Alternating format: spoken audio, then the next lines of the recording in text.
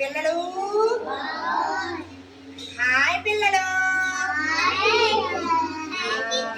Very good. ఈరోజు మనం activity చేసుకుందాం.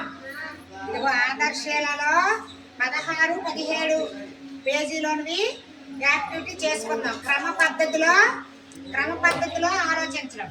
మొదట, తర్వాత, దాని తర్వాత అలాగా చేద్దాం. క్రమ పద్ధతిలో ఆలోచించి క్రమ పద్ధతిలో ఏదైనా చేద్దాం పని. ఈరోజు మనం మొక్కను నాటడం, విత్తనం నాటడం చేద్దాం. సరేనా పిల్లలు? ఫస్ట్ మట్టి వేద్దాం.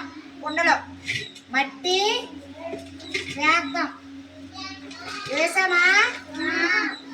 తర్వాత కొంచెం నీళ్ళు పోద్దాం. ఓకేనా పిల్లలు? తర్వాత ఇక విత్తనము నాటుదాం. సరేనా? చూడండి, ఇలా నాటుతాను. మళ్ళీ మట్టి వేయాలి. సరేనా? చూడండి ఇటు. మళ్ళీ నీళ్ళు పోయాలి. పోసేనా?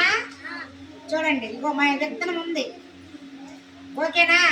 అలా ఎప్పుడైనా మనం క్రమ పద్ధతిలో మొదట, తరువాత, దాని తరువాత సంఘటనలో క్రమము.